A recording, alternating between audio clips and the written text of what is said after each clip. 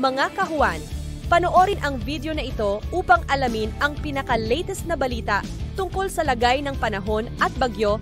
Update today.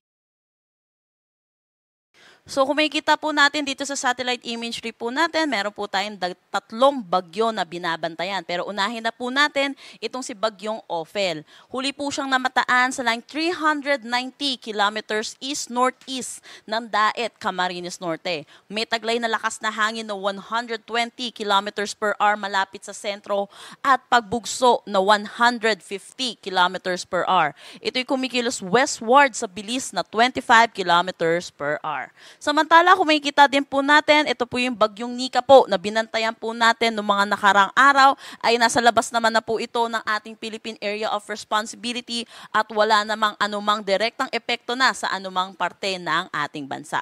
Samantala, meron din tayo nasa labas naman ng ating Philippine Area of Responsibility, Tropical Storm Manyi, yun po yung kanyang international name at tatawagin po natin itong Pipito once na pumasok na po ito ng ating Philippine Area of Responsibility. Mamaya din po, may update po din po tayo hinggil po dito sa ating binabantayan na si Tropical Storm Manyi.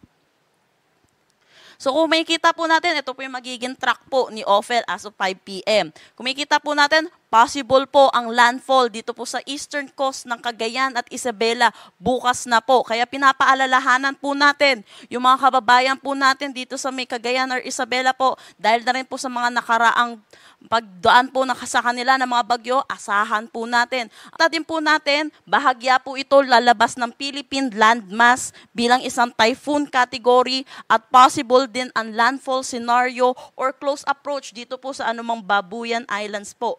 At pagdating po dito, possible na po siya maging typhoon category pa rin po siya at ito'y magmumove northeastward by Saturday, November 16, patungo na po siya sa east of Taiwan. Dahil po dito kay Bagyong Ophel, meron tayong tropical cyclone wind signal number 2 dito sa Cagayan kasama na ang Babuyan Islands, northern at eastern portion ng Isabela, eastern portion ng Apayao. Signal number 1 naman tayo dito sa Batanes, nalalabing bahagi ng Isabela, Quirino, northern portion ng Nueva Vizcaya, Apayao, Kalinga, Abra, Mountain Province, Ifugao, Ilocos Norte at northern portion ng Aurora. Possible din po, magtaas pa rin po tayo ng mga tropical cyclone wind signal dahil po isa po siyang typhoon category. Ang pinakamataas po natin na tinataas tuwing typhoon category ay signal number 4.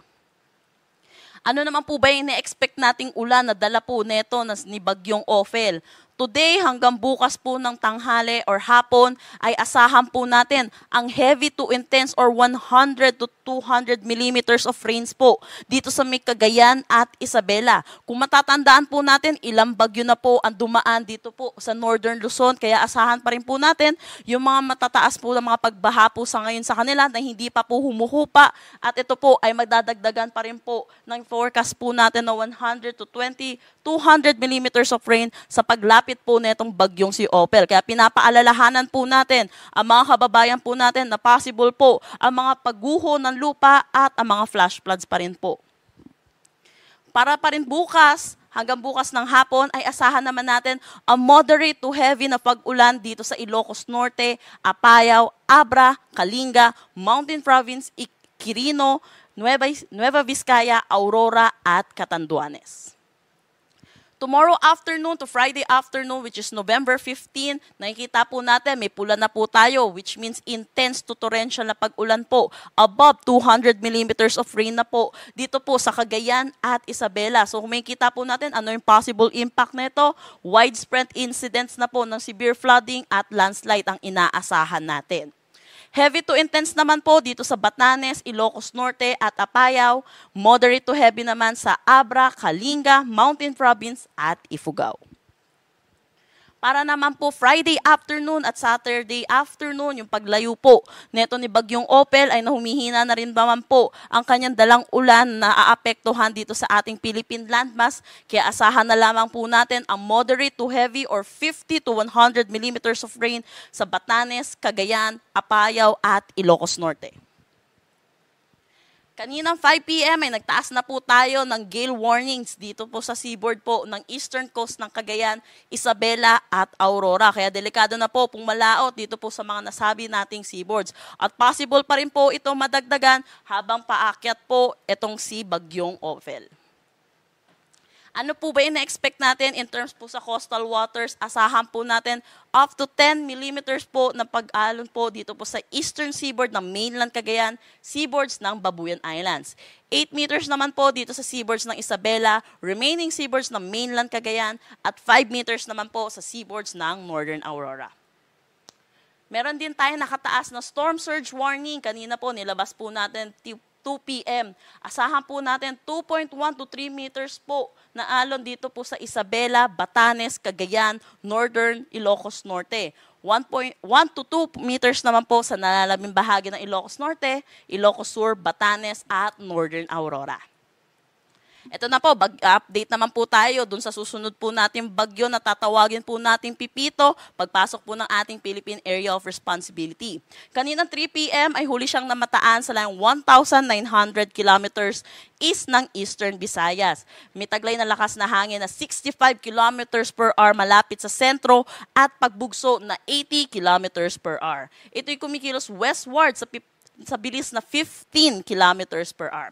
Kung makikita po natin, masyado pa po itong malayo sa ating Philippine landmass at wala pa pong direktang epekto sa anumang parte ng ating bansa.